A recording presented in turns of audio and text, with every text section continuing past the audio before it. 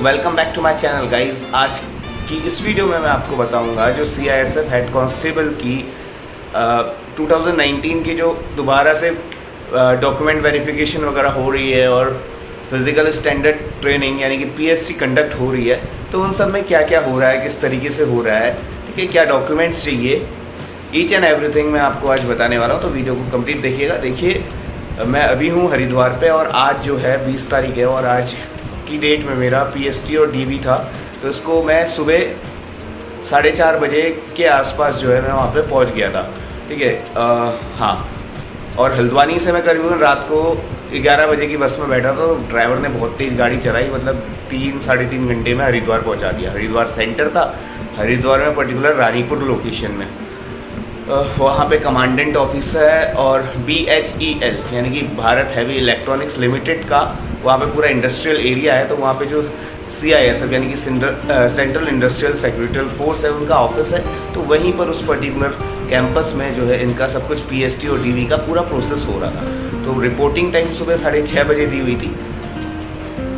तो जो है 6:30 बजे से पहले यानी कि करीबन 5:30 बजे के आसपास बच्चे वहाँ पे गेट पे बाहर से खड़ा होना शुरू हो गए थे।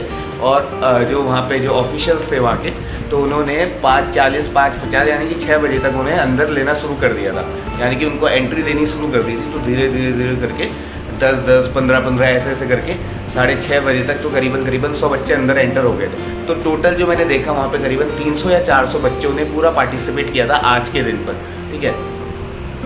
और कुछ कैंडिडेट्स मैंने ऐसे भी देखे जिनका मतलब जैसे आज 20 तारीख है, 18 तारीख को था तो उनका छूट गया था, या 16 तारीख को था तो उनका छूट गया। तो 20 तारीख को आकर उन्होंने आज मतलब जो पहले उनका छूट गया था, तो आज वो पूरा प्रोसेस किया, उनको भी ऐसे अलाउ हो रहा था। अगर आप में से किसी का छूट रहा है, तो जैसे आपका 17-18 तारीख को PST और DV था, तो आप जो है आज आके इसको कंडक्ट कर सकते, तो ऐसा वाला सीन भी है।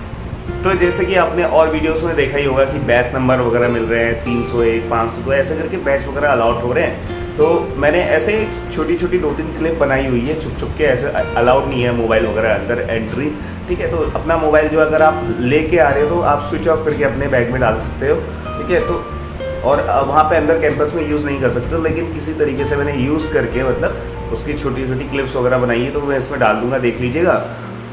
तो सबसे पहली बात तो मैंने आपको एंट्री टाइम की बता दी, 6:30 बजे से अंदर अलाउ होना शुरू हो जा रहा है। और अगर आपके पास रही बात डॉक्यूमेंट कि कौन से डॉक्यूमेंट उसमें लग रहे हैं, तो डॉक्यूमेंट तो देखिए 10th क्लास की मार्कशीट जो होती है, ठीक है, और उसका सर्टिफिकेट कि you have been passed from this particular school and from this particular board and in this particular year, ठीक है। तो एक सर्टिफिकेट होता है, एक मार्कशीट होता है। तो मेरा जो था एक ही में था, यानी कि सर्टिफिकेट कम मार्कशीट। आप लोग की भी जो होगी तो देख लीजिएगा, उसके ऊपर लिखा रहता है मार्कशीट के ऊपर।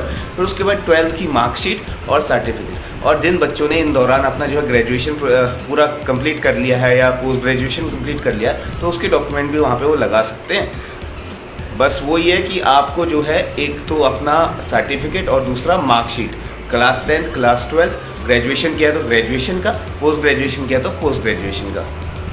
रही बात आधार कार्ड की, तो आधार कार्ड मैंडेटरी है सिर्फ अंदर एंट्री के लिए, बाकी डॉक्यूमेंट्स में नहीं लगेगा। यानी कि जो DV है यानी कि डॉक्यूमेंट वेरिफिकेशन के प्रोसेस में आधार कार्ड का कोई रोल नहीं है। अब देखिए, बहुत सारे बच्चे वहाँ पे ऐसे भी थे जो अपने डॉक्यूमेंट्स जो है उनकी जेरोक्स कराना भूल गए थे। तो डॉक्यूमेंट ओरिजिनल तो लेके आनी ही है वेरिफिकेशन के लिए, साथ में उनकी 2 जेरोक्स आप लेके आना। और रही बात फ़ोटोज़ की, तो एक फ़ोटो तो वहीं पे लग रही है, एडमिट कार्ड में लगती है ऑन द स्पॉट, जो आपने एडमिट कार्ड जनरेट किया हुआ है वेबसाइट से। और 2 फ़ोटो लगती हैं जो आपको वहाँ पे DV का फॉर्म मिलता है, ठीक है। तो उसमें 2 फ़ोटो लगती हैं, एक आगे एक पीछे, और उसी के पीछे जो एडमिट कार्ड होता है आपका उसी में अटैच हो जाता है। तो आप लोग जैसे ही अंदर कैंपस के अंदर जैसे ही एंट्री करेंगे, तो आपको सीधे एक हॉल में बिठा दिया जाएगा। वहाँ पे आपको एक फॉर्म दे दिया जाएगा, वही DV वाला। तो उसमें आपको अपनी इन्फॉर्मेशन वगैरह पूरी फिल करनी है। मेरे केस में ऐसा हो गया था कि मेरे पास जो है मेरी जो ओरिजिनल मैंने कल शाम फ़ोटो खिंचवाई थी। देखिए, उसमें ये भी है कि आप जब फ़ोटो खिंचवा रहे हैं रिसेंटली 3 महीने के अंदर की होनी चाहिए, तो उसमें जो है डेट मेंशन होनी चाहिए कि आपने इस तारीख को खिंचवाई। तो ऐसा भी मैंडेटरी नहीं है, अगर आपके पास नॉर्मल फ़ोटो है तो वो भी चलेंगी। तो आपको मैं 1 बाय 1 स्टेप बाय स्टेप सारा प्रोसेस बता रहा हूँ। और पास भी अगर आपका सेंटर इधर है, तो यहाँ पर क्या है कि उत्तराखंड के अंदर और भी बहुत सारे कैंडिडेट्स दिल्ली हरियाणा इधर के भी यहाँ पर आए हुए थे, क्योंकि लास्ट टाइम 2019 में तो बहुत सारे कैंडिडेट्स ने पार्टिसिपेट किया था। इस बार जो उनका रेशियो करीबन करीबन हाफ से भी कम हो गया। तो ये बात तो रही डॉक्यूमेंट्स की, क्या क्या डॉक्यूमेंट्स लग रहे हैं। और हाँ, एक आपका जो है स्थायी निवास प्रमाण पत्र यानी कि डोमिसाइल सर्टिफिकेट, यानी कि जिस पर्टिकुलर स्टेट में आप रहते हैं वहाँ का जो एक सर्टिफिकेट होना चाहिए जो ये सर्टिफाई करे कि आप इस पर्टिकुलर स्टेट के रेसिडेंट हैं, उसे बोलते हैं डोमिसाइल सर्टिफिकेट, और हिंदी में बोल लीजिए तो स्थायी निवास प्रमाण पत्र। तो हाँ, यही 3 डॉक्यूमेंट थे। और रही बात मौसम की, तो मौसम अभी ये जुलाई का है, तो बारिश वगैरह सही मतलब ठीक ठाक हो रही है। अगर आप आते हैं तो अपनी अम्ब्रेला सॉरी, तो मैं तो अच्छे से भीग गया था बारिश में, तो मुझे काफ़ी अच्छा जुकाम लग गया। और हाँ, आपको जो है पूरा का पूरा दिन वहाँ पे जो नीचे फ्लोर होता है वहाँ पे बिठाए रखेंगे वो, इस बात का आपको ध्यान रखना है। आपको पेशेंस होना चाहिए, ठीक है। और आपको किसी भी ऑफिसर से वहाँ पे जो है अकड़ के नहीं बात करनी, बिल्कुल पोलाइटली होकर बात करनी। जो कुछ भी वो बोलते हैं उनकी हाँ में हाँ मिलाना है, because this is the time for your selection, ठीक है। तो no attitude, no ego, whatever the officers are saying you have to follow their rules and regulations, चाहे वो कितने ही हार्श तरीके से आपसे बात करें। तो डॉक्यूमेंट वेरिफिकेशन जैसे ही, ये तो खैर सबसे लास्ट स्टेप है, ठीक है। जैसे ही आप अंदर एंट्री करेंगे आपको एक फॉर्म वगैरह फिल होगा, वो फॉर्म आपका जमा हो जाएगा। उसके बाद जो है क्या आपका PST होगा, यानी कि फिजिकल स्टैंडर्ड टेस्ट होगा। उसमें क्या होता है, उसमें कोई रनिंग नहीं है, कुछ ही नहीं है। जैसे लास्ट टाइम हुआ था 2019 में, सब सेम वैसे ही है। आपका सबसे पहले जो है जैसे ही आप एंट्री करोगे, एंट्री करते हुए फॉर्म, ये जो मैंने बताया फॉर्म फिल करने से जैसे ही आप एंट्री करोगे तो 2 वहाँ पे जो है आपको हाइट के लिए, मेजरमेंट के लिए वहाँ पे 2 बार्स लगे रहेंगे। एक होगा 165 सेंटीमीटर और ये होगा जनरल कैंडिडेट्स के लिए, और दूसरा होगा हाइट का जो है 162.5 सेंटीमीटर, यानी कि 2.5 सेंटीमीटर की उसमें छूट मिली है। और ये जो छूट मिली है ये जो हिल पर्सन है, यानी कि पहाड़ी क्षेत्र के जो पर्सन है, और दूसरा जो है SC ST वाले जो पर्सन है, शेड्यूल कास्ट और शेड्यूल ट्राइब, उनको ये जो है छूट मिली हुई है। तो इन दैट पर्टिकुलर केस आपको एक और सर्टिफिकेट अपने संग कैरी करना है, वो है हिल सर्टिफिकेट, और कि आप जो है पहाड़ी क्षेत्र के रहने वाले इंसान हैं। ये जो है आपके पर्टिकुलर जो भी विलेज जहाँ पे आप रहते हैं, जिस क्षेत्र में आप रहते हैं, वहीं के लोकल जो गवर्नमेंट है वहाँ से इश्यू आपको हो जाता है।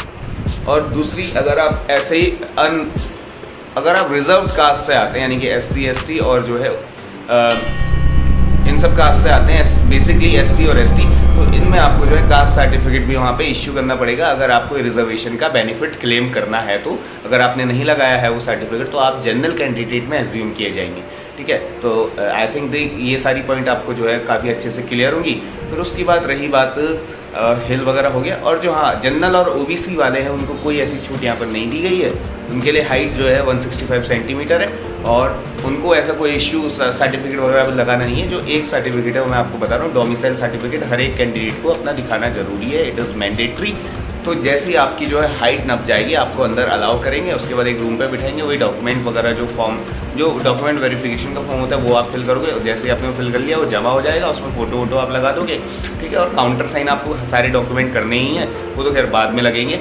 सबसे पहले आपको सिर्फ फॉर्म जमा करना है। फॉर्म जमा करके आपको जो है सीधा भेज दिया जाएगा, किसके लिए, दोबारा से आपकी हाइट जो है वो नपेगी, और उसके बाद फिर आपको जो है आपकी चेस्ट का मेजरमेंट होगा, एक बार नॉर्मल और एक बार फुला के, ठीक है। तो ऐसे करके आपका मेजरमेंट होगा, बस ये 2 सी चीज़ है। और उसके बाद तीसरी चीज़ आपका वेट नापा जाएगा, ठीक है। ये 3 नाप लेंगे वो उस पर्टिकुलर जो आपको डॉक्यूमेंट दिया था पहले फॉर्म करने के लिए, जनरल इन्फॉर्मेशन डालने के लिए, उसी फॉर्म में जो ऑफिसर वहाँ पे बैठे होंगे वो सब इसको फिल करेंगे। उसके बाद फिर जब आपका ये सब हो गया तो आपको फिर दूसरे रूम में भेजेंगे। वहाँ पे जो होगा आपका ये जो पहला राउंड तो कंप्लीट हो गया PST वाला, उसके बाद जो है फिर आपको सीधा डॉक्यूमेंट वेरिफिकेशन के लिए एक बड़े से रूम में बिठा दिया जाएगा। जितने भी आपके पास 200 300 400 500 जितने भी कैंडिडेट है, तो उनको धीरे धीरे करके भेजते रहेंगे, उनका होता रहेगा। तो it is a long time taking process. तो जैसे ही आपको डॉक्यूमेंट वेरिफिकेशन वाले रूम में भेज दिया जाएगा तो उसमें जो है आपको अपने डॉक्यूमेंट्स अरेंज करने हैं। सबसे पहले 10th का सर्टिफिकेट्स, जो भी आपका मार्कशीट, सर्टिफिकेट, और 10th में बस यही 2 सर्टिफिकेट है। और क्या करना है आपको,